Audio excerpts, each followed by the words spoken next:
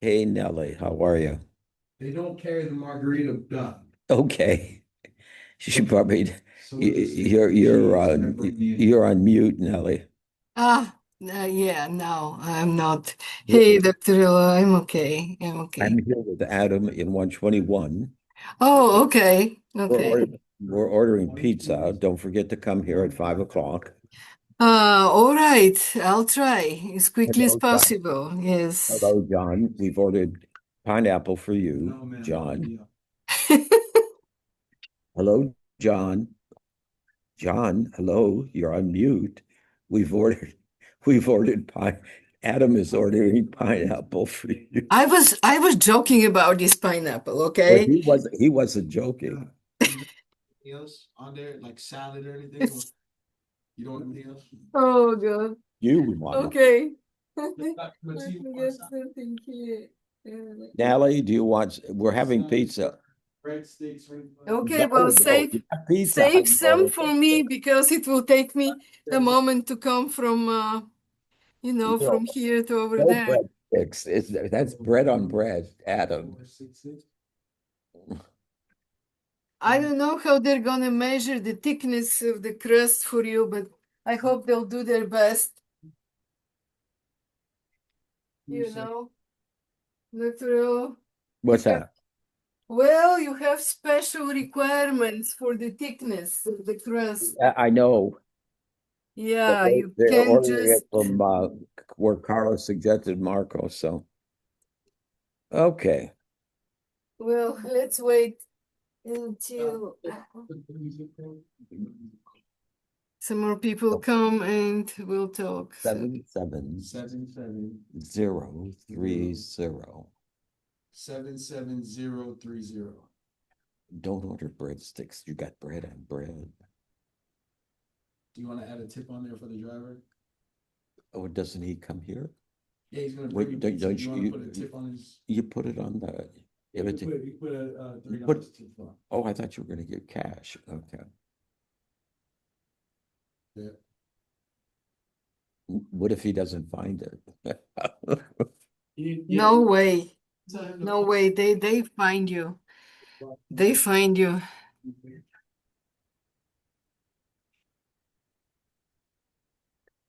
Let's wait till Oh yeah, it's not even 4 o'clock yet, so.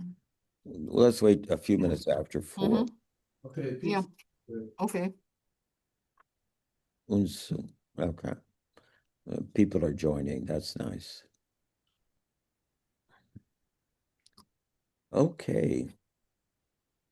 It's warmed up a little bit. It's up to the mid 40s, Mm, but it doesn't feel that don't cold expect because too much, it you doesn't feel know. that cold because there's not a wind, It's the wind Um, that kills it. still, Oh boy. Doc, do you have an email for Marcus Jones? That's one of our keynote speakers. John is here. John, can you send us the email? Hello, John. Professor Dr. John Para Bautista. Hello. Oh my God. Professor Dr. John Para Bautista. Oh, You hello, I'm here. My audio can was you yeah, working. no, can you send Adam? Adam needs a email address for Marcus Jones, please. For who? Good afternoon, everyone. Jones Marcus. good Marcus Jones. afternoon. Who Oh, is that? yeah. Oh, Dr. Elise. Hey, how are you? I miss you. How are you, Oh, Dr. Alo? How you doing? how I see you. Good for you. Good to see you. Well, look at this team we've got here today. Yeah, Uh, yeah, Sabia, Vishnu Regni, my God, Benny yeah, Danny, yeah. Eric John, Hendricks. yeah. Oh, wonderful. Hello, Samir. Vanessa, John Pata, Unsa Klee, Mackenzie. Oh my God, this is wonderful. Let's wait, everybody, just a few minutes, please. Yeah, we Or let have. me turn my camera on here. Uh, Sorry about that. Okay. Every chemistry ones are popular ones, Dr. Alo. Hey, this is good. We're going to learn about the frontiers of chemistry. Well, rather about pedagogy and the trends. So how I to hope I approach- will, I'll provoke you enough. Well, it's more like how you approach the frontiers of chemistry, right? Using AI. Yeah, There we'll you go. see. The approach. Anyway, oh gosh, this is great. Good to see everybody. It's a good, Oh yeah, yeah. Really enjoy those meetings. okay. And yeah, I'll be right back. okay.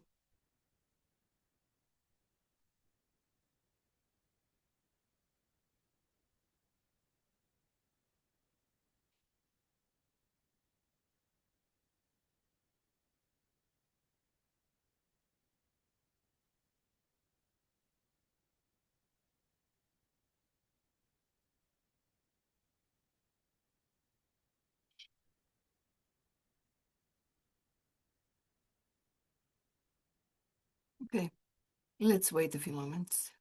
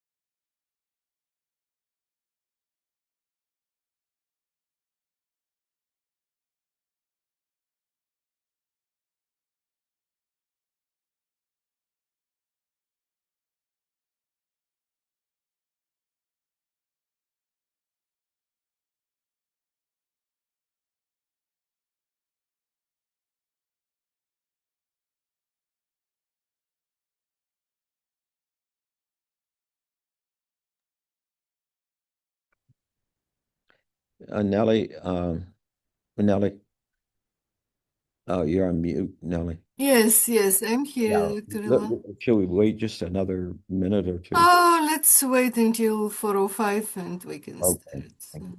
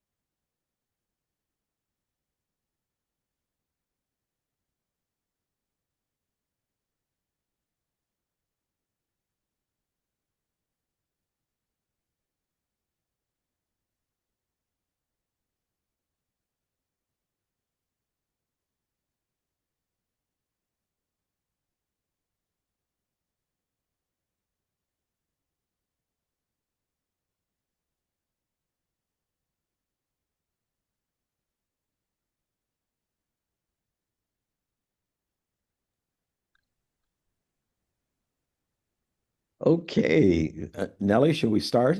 Yeah, I think we can start. I love this slide. This is cool.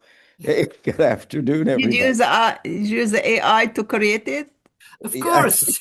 Yeah, I noticed that. Yeah. Of course, Isn't yes. Yeah. that cool? We're talking about AI after all. Yeah. So we're going to learn today, everybody, why Nellie loves chemistry. Okay. Anyway, good to see you all. This is wonderful to see such a beautiful turnout for our Monday series. This is wonderful. We're trying to do this every single Monday. These are our faculty and student and staff presentations where we learn about what they're doing with artificial intelligence, machine learning tools, whether it be in the learning environment or in the research environment. And so we're so glad that we have so much energy out there amongst our faculty, students, and staff producing these things. And we've had a very, very good series every Monday. And just for your information, these are video recorded and they are all available on our AI machine learning research cluster, which I'm sure Nellie will be showing you during her presentation, the link for that. We do have a link, a website where the members of the cluster are it's a repository and a collaboratory. And so you can find all of these presentations there, plus the publications that our group has. And so it's a wonderful access, okay? And so no further ado, I'm going to let Dr. Nellie Mativa, professor of chemistry, and of course in the chemistry department, start her presentation and let her give you her title and the background of what she's doing. Go ahead, Nellie. Well, good afternoon, everybody. I'm really happy to be here today and to share my thoughts about teaching chemistry specifically, but also everything in the time of AI. I'm professor of analytical chemistry, and I enjoy chemistry in all its aspects, in research, in teaching, and everything that goes on in the chemistry world. I don't do too many explosions in our days. This was in my earlier times when I was doing this. So let's chill out and go to, things that are probably of interest for everybody. And I hope I'll provoke your thoughts and we'll have some good discussion on what I'm about to present you. So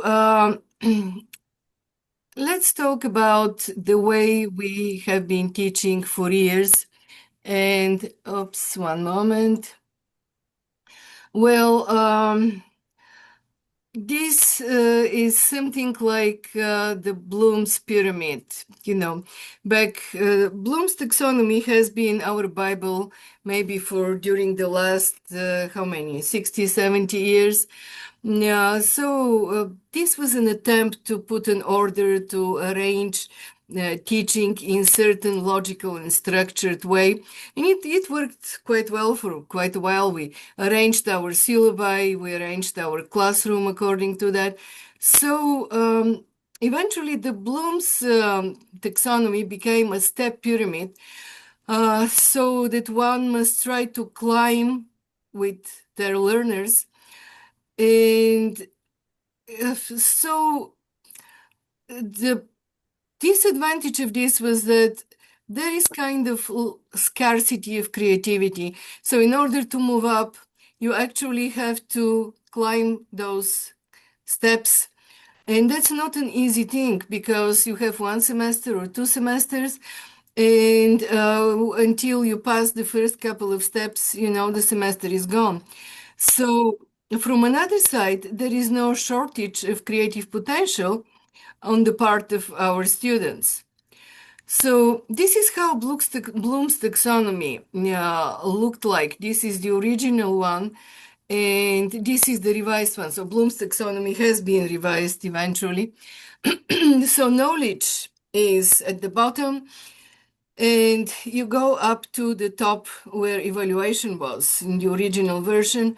And here we have remembering and eventually creating was added to this pyramid.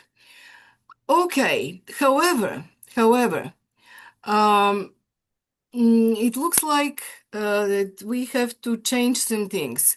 And it's almost sacrilegious to talk about this, but I will try because there are more and more voices that explain that in the time of AI, we have to adapt different approach in order to produce and to prepare our students for their future jobs. So we're all familiar with those verbs, you know. We try to adapt them and or our teaching to them to show what goes to what and so on. So creativity again is here. And this means produce new or original work, which is design, assemble, construct, and so on and so on. Okay, what happens in our days when we have AI? Well, content has already been created. We have this content. Students are creating it, people are creating it. So, yes, it's creativity. You create content. They don't necessarily understand it, but they get it. And because we still have grades and everybody is aiming at the A grade, if you have a tool that enables you to get an A grade, I mean, of course you use it, right? You go there. But it doesn't mean that we're actually teaching the students the right way in the time of AI. So content has been created. Okay, what comes next? Well, we have to turn this Bloom's taxonomy upside down. And it's called Bloom's 21. So we go backwards from creating content to evaluating, analyzing, understanding, and remembering. So how is this supposed to work? So, like it or not, students and everybody who is learning, they create content. So let's do this. Create initial rough content using AI. Then evaluate, which means critically assess the AI-generated output for bias, accuracy, and quality. Analyze this content. Apply it, use the evaluated content in new practical situations. And then comes understand and remember. Internalize the knowledge through the process of refining and questioning the AI. So instead of starting with memorization, learners start with high-level synthesis, making the critical thinking and prompt engineering foundational skills. Then comes the dependency trap. Of course, a major risk is using AI for quick answers without engaging in cognitive work necessary for learning. What is our goal? Well, to foster deeper, more engaging learning experiences where AI acts as a partner in exploration rather than just, a tool for output. So we are all familiar with those attempts involving the classic Bloom's taxonomy, flipped classrooms, active learning, and so on. They all go around the same thing and the same verbs that we're trying to materialize into productive teaching. But here, the major difference is that we start backwards with creating a content. So there are three major trends here. One is flipping the process, and not only the writing process, the process of creating knowledge, the process of inducing knowledge to our students.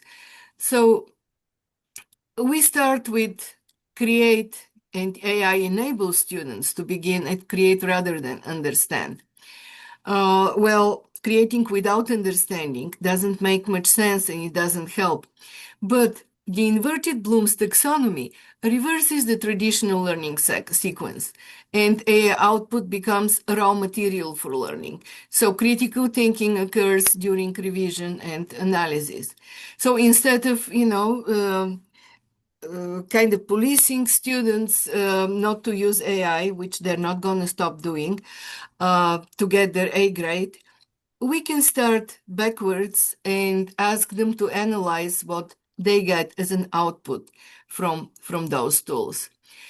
So instructional implications require critique, revision, and reflection of AI-generated drafts, emphasize process transparency and metacognition, assess judgment, voice, ethics, and reasoning, and align learning with AI-augmented workplaces. So the action items, what do we need to do here? Reframe creation as the starting point, not the final goal. Use AI-generated drafts, design multi-step assignments, and so on. So the idea is to go backwards and start analyzing until we reach the point of profound understanding which and memory which will last longer because it was introduced in a completely different cognitive way. Design to discovery, shift tool from tool training to reflective AI literacy. Now, create authentic learning situations instead of perspective tasks. It is very important that students develop judgment about how and when to use AI and thoughtful AI engagement, which will lead to selective use. That's one of the design goals. So we're not focusing on specific AI tools. We don't tell students use ChatGPT, use Gemini, or whatever, but the framework and the goal, the target. Action items might be, depending on your subject, of course, but ideally students should be able to navigate their own pathways with AI. And I will show you one example at the end, which probably will illustrate better about what I'm talking about. And the third trend is breaking the transaction. So, see, we still have these grade first educational models. And grade can be achieved in many different ways. Well, this may be fine from the student's viewpoint or may not actually, because I hope students realize that they have to be ready for the workforce. And the workforce requires understanding and problem solving skills. So this is one of the ways to make students, to provoke and promote their ability to solve problems. And this can, it may have many instructional implications, but this over-reliance on numerical grading, this is not something that we can decide on. This is a policy. However, there might be different, more holistic assessment, which will promote creativity and problem-solving skills for our students.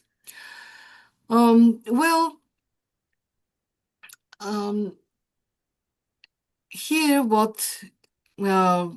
together with all these action items about breaking the transaction, it is to decouple every learning activity from numerical or letter grades. Well, yeah, it's a challenge. It's a challenge. However, I believe that from our side, we have to adapt to this reality, and that's why I chose to talk about this, to hear about your thoughts and the thoughts of my students. Some of them are here. So definitely AI is a catalyst for pedagogical transformation. It is here, it's not going anywhere, and it will continue to be here. So we have to adapt and use it for our best. So both for pedagogy and for boosting our research. Okay, so we conducted a survey with the 4 sections that I teach, of Chemistry 1030. And thank you to my students who completed the survey. It was very generous of them. So here is what we got, and I want to point at several interesting things. So we have 95 student responses. And this is what they use. 95% use ChatGPT or similar AI tools. 81% report using AI tools sometimes or more often. And one of the questions was, this is basically a summary of, and part of the conclusions that we can make. Students request clearer AI policies and responsible use guidance. Okay, the AI policy, we may talk about this, but this is university and nationwide policy, and we need also clarification for ourselves. I remember Dr. Lewis Jones started talking about this during the Senate meeting the other day, but this is still at the very beginning. We have some kind of general guidances, but not really strict rules that can be applied. Which is also something, if we want to apply AI, we have to know what the rules are. Now, I also asked them question about using spreadsheet and data skills, and they vary widely across the students. The survey was administered in Canvas for the 4 sections. The results aggregated by summing the response count, and the multi-select items were reported as % of total responders. So the data will be used for instructional planning and assessment. Okay, so here are some graphs. Okay, so 93%, 93.7 use ChatGPT or similar text-based AI for tutoring, about 67%, image generation, 22%, and AI in data analysis or research, 22%. Only 2% report no prior AI use, or maybe they actually used AI and they were just not aware of this, because one way or another we all use it in our everyday lives. So how frequent are students using AI tools? Sometimes 52%, you see often. So those who use AI tools sometimes or often or very often are the majority compared to rarely or never using it, which makes us think that AI use is already embedded in student learning habits. Okay. According to the students, what they need? Well, what kind of instructional support they need related to AI? Training on responsible AI use, clear course policies, guidance on ethical AI use, and hands-on activities or assignments. Of course, structure, clarity, and relevance all these things should be there regardless of our teaching modality. And this specifically, and very importantly, includes using AI for teaching. And here is the breakdown of the instructional support needs: AI training, ethics, guidance, hands-on AI, and clear AI policies. When I mentioned AI for first time to my students, and this happened in all classes, I didn't hear, there was an awkward silence because everybody thought that I'm going to start talking about cheating. And unfortunately, this is embedded in their minds that they get the answers and they pass the exams. But Of course, we know that this is a problem. However, AI can be used for more positive in a more positive way. Very interesting was the baseline, the spreadsheet skills. So we have about 19% without any experience, beginners, and those who are proficient and advanced are about 24%. So there is a big diversity in those skills. I'm planning some adjustments to my assignments to introduce also Excel and graphing skills in order to basically bring them up to at least everybody to intermediate skills, and to challenge those who are proficient and advanced with more challenging projects. Of course, this is all self-reported. The Excel skill levels are self-reported, and this is how the breakdown looks like.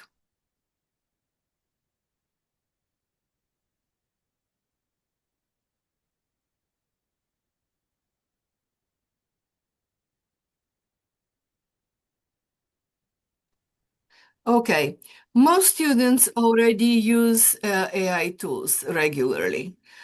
So, and the kids are honest. They want guidance. They don't want to be banned from using this tool. And I'm very far from, going in this direction.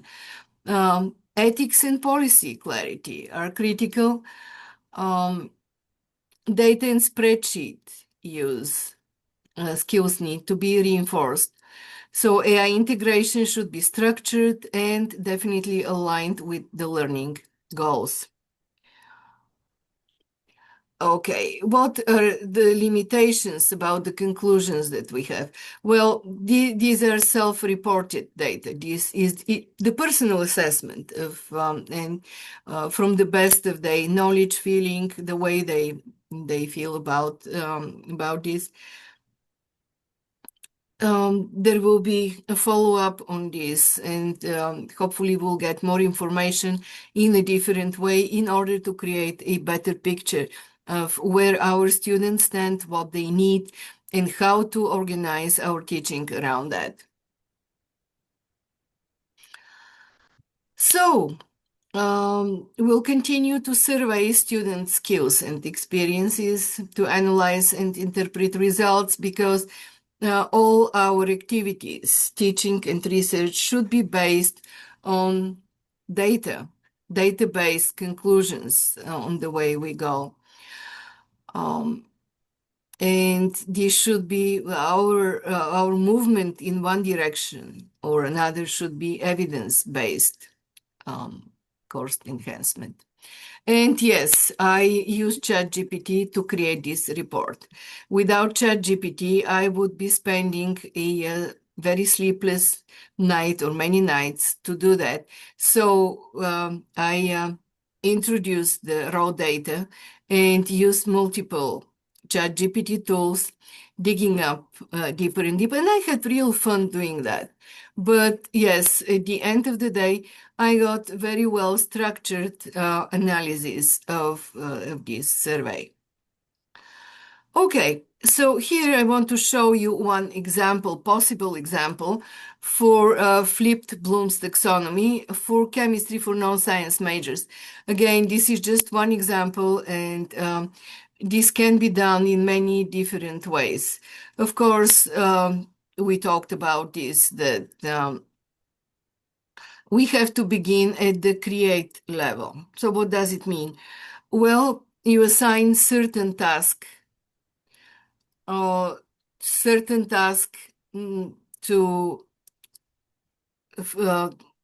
the students before class. This will be flipped with AI process. And they create some output. They don't necessarily understand this output, but we're going down the path to reach understanding and remembering what was created. And when we say understanding and remembering, the critical evaluation to me is the most essential thing. This will help them understand and remember better. Starting with remembering and understanding works in certain cases, but until they reach the create point, they already forget what they need to understand. This was my observation for many years of trying to use that. So, for example, let's see, the example may be related to some real life topics, for example, oil spill. So, density, how can we relate density to oil spill? This may relate to any other ways, any other topics that we have to present in chemistry. So here, students use AI to generate real-world density problems. For example, why is oil floating on the top of the water, or why in oil spills, where is the oil going? We can ask questions about why after a while the oil actually sinks in the water and so on. You name it. There is a lot of room for creativity about that. And then students use AI to generate real-world density problems. What is crucial here is called prompt engineering. And I remember Dr. Maurice discussed prompt engineering with us. We have to find a way to introduce this because the output depends on the input. So if they want to generate real quality content, they have to ask the proper questions. So therefore, the AI will provide them data units and worked solutions. Are they correct? Well, at this point, the students may or may not be able to completely assess that. It is good if the instructor approves the prompts or use the prompt guide for AI use. And then we start with the raw learning material. So this output is our raw learning material. Okay, what comes next? Well, we started digging up through this material. How realistic and how credible these conclusions are. Is there anything suspicious? We shouldn't be taking everything for granted and everything as real and true just because it came from AI. I'm preaching to the choir, definitely, but a lot of people take this and just let go. Trust, accuracy, and scientific plausibility. And so these are the things that we have to emphasize on in order to model critical skepticism. In other words, question everything. Just ask yourself the question why. Is this true? Can it be true? What is the probability to be true? And if not, what can I do in order to get to go in the proper direction? Okay. Analyze, which means annotate AI-generated problems, check for units, formulas, and assumptions, identify calculations or logic errors, and understand how errors propagate. This comes down to measuring parameters and assigning proper accuracy and precision to the results. Okay, so then the next step will be to correct, see we're going backwards, correct AI errors as a result of this analysis, recalculate if the density was given in wrong units, recalculate the density, convert units if appropriate, and justify why corrected solution is superior, is the right one. So now at this point, the group, the participants in this have dug up enough through the material, the created material, in order to get to the understanding point.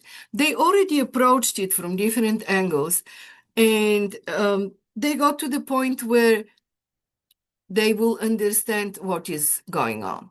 So understanding eventually will lead to remembering what these units are, what these parameters are, and how they apply to solving certain real life problems.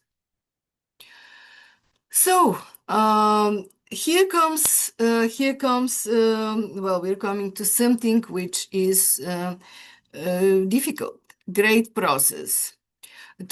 How to grade? Well, to grade the process, not the AI correctness, of course, but this is a very thing which still needs to be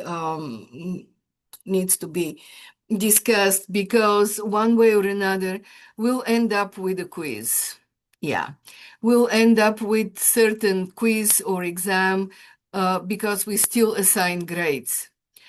So now, but if we reach the goal to align students with student AI habit, build ethical and responsible AI use, and strengthen the data literacy, then we'll promote critical thinking over simple production of some outputs that will lead to a certain grade, maybe very good grade, but how is this going to help people move forward is the big question. So with this being said, I want to thank everybody for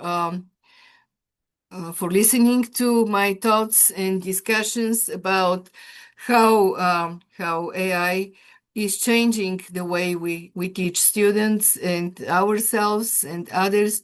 And I'll be happy to hear about your thoughts and your criticism, in other words, to open the discussion, because this issue is here, it's not going anywhere, and we have to face it. Well, thank you for your attention. Thank you to my students and Thank you my so colleagues. much. Thank you, It's Nelly. very This interesting is really presentation.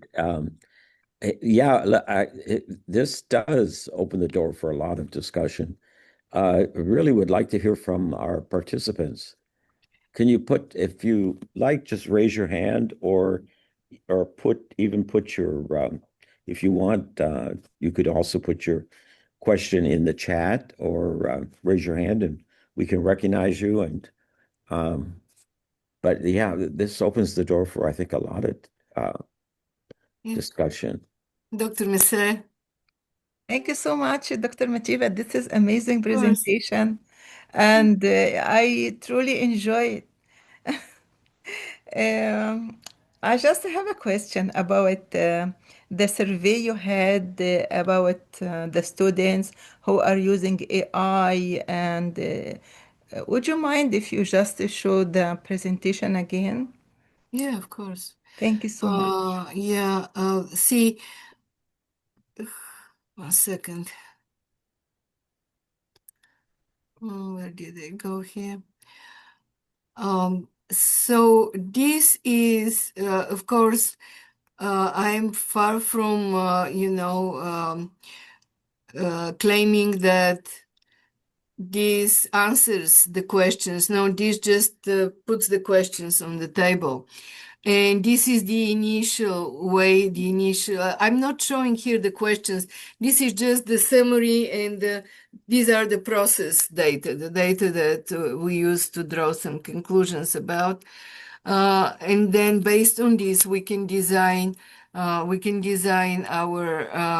projects, and to hopefully successful projects that will lead to what we're aiming at, promoting critical thinking and problem solving skills with our students. So in the figure you present, more than 50% of the students, they are using AI, correct? if I'm not Yes, I mistaken. Yeah. think, let's see. Yeah. Yeah, I guess it's number 21. Yeah. Mhm. y- This one or another one? You said something.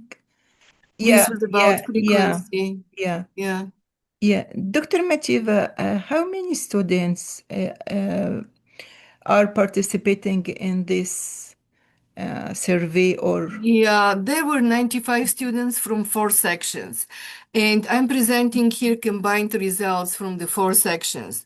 Mhm. However, the results for the individual sections, I didn't put them here because I thought that it became too bulky, but they were amazingly similar. So, yeah, totally of 95 students. I hope I will get more when I teach next semester and later on, so I can actually get very good set of data. Yeah, this is a good number. Yeah, Yeah. yeah. Thank you so much. Thank Of you. course, thank you. Thank you Thank for you. your questions. You have, Nellie, you have a couple other questions in the Yes, I chat. can see them. Christopher, do you see this process being more or less beneficial given whatever subject we're discussing? For example, a writing class, could this be something valuable for that kind of class? Probably. I assume it will be. However, I don't have much experience with assessing writing. In terms of humanities or anything else.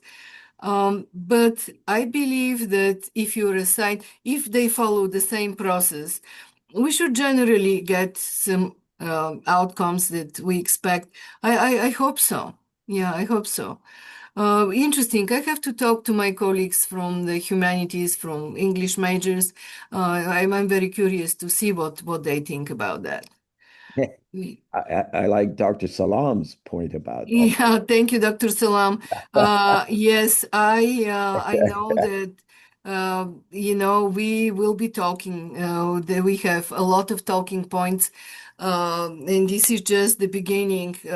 So I hope that we'll have more studies and we'll get more clear picture in the near future about that. I like his point that hopefully we learn it before the students do. Dr. Salam, I'm afraid we might be behind.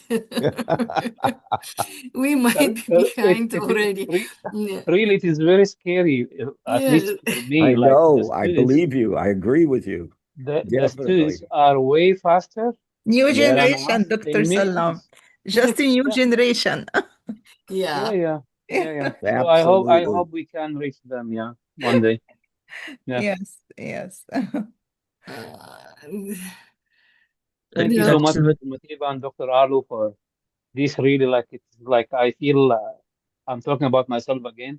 I feel like I'm illiterate and I start to know how to read and write. Thank you all.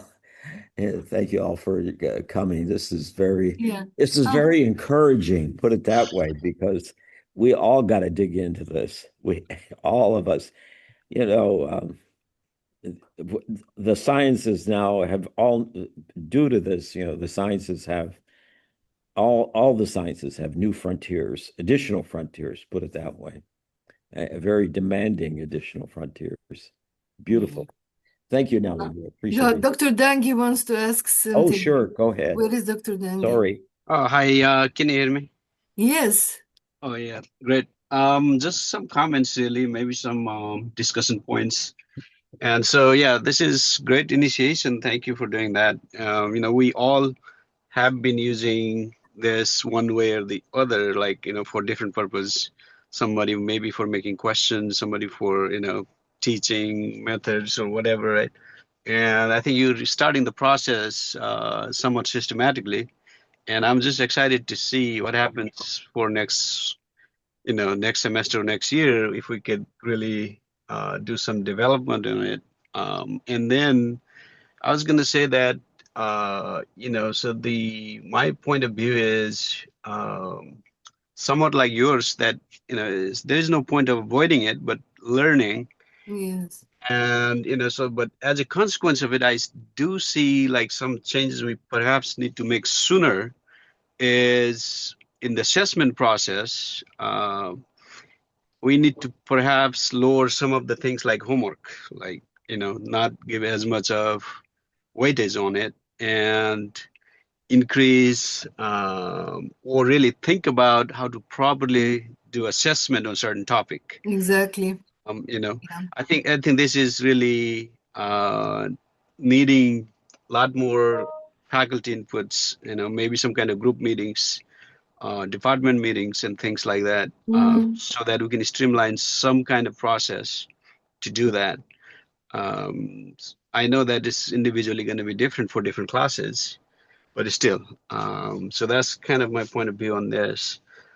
And personally, what I found really good about these tools is that now you can get all kind of assessment questions for yourself that was not possible before, right? So the computer is doing a lot of thinking for you.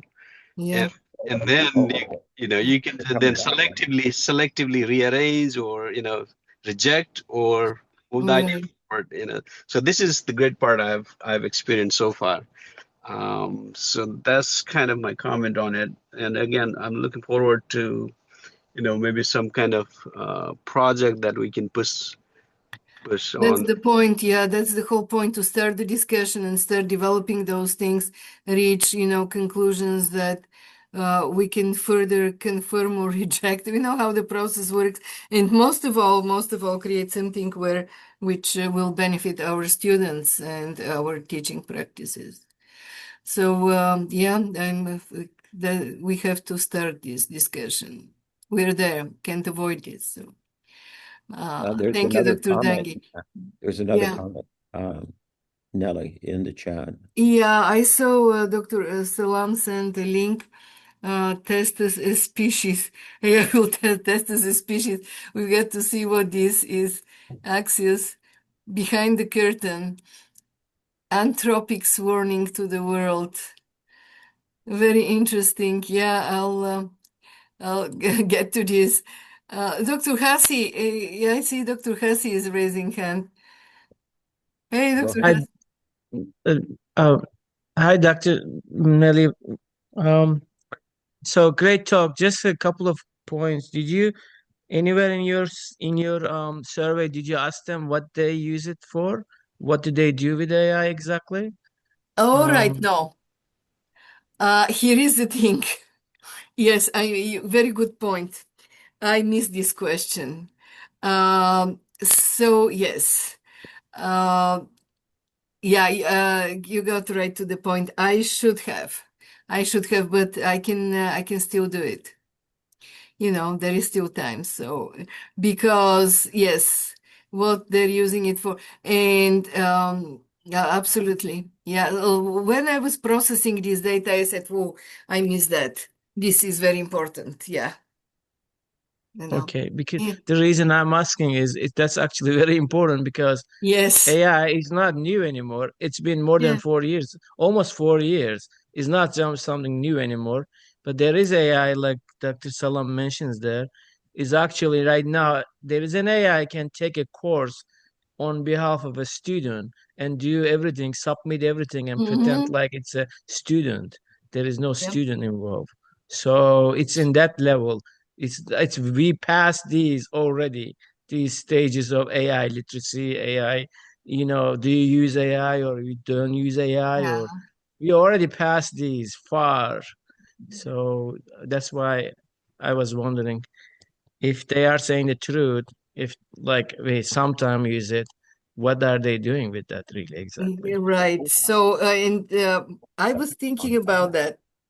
Did they find the place? And at the last moment, Okay. I probably either forgot or I didn't know how to state it in order to get reliable results on this.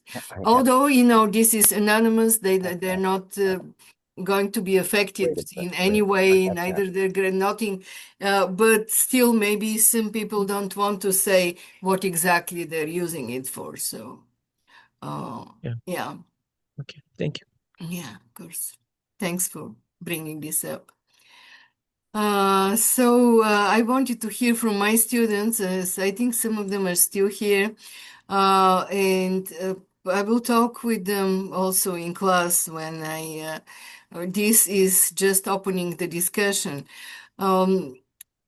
because they have different viewpoint, and this is very precious, the viewpoint of, where you start. So the process has started, and it will keep going. I believe that things will be very interesting, what we'll get out of it. So any other questions, comments, anything? Not really. Okay, well, Dr. Alo, if there is, well, maybe you can say something to conclude this. Thank you, Dr. Regni. Dr. Alo, can you hear me? I'm sorry, I was on mute. I would say thank you so much, Nelly. And I see you've got yeah, I think that's the end of the questions. Anyway, this was amazing. It's good to see you embarking, at least getting somebody to embark on this and move the needle. So thank you, everybody, for attending. We appreciate it. Okay. Thank Take you, care. Thank you so everybody, much. colleagues, Take care. Thank you. students. Thank you, Yeah, Dr. see you Machi. next That's time, Stay of amazing. warm, course. everybody. Thank you for you. coming. Bye. Thank you. Okay, Stay bye-bye. warm. Bye. Thank you. Enjoy the rest of the day. You Thank too, you. you too. Take Thanks care. so much. Thank Nice you. day.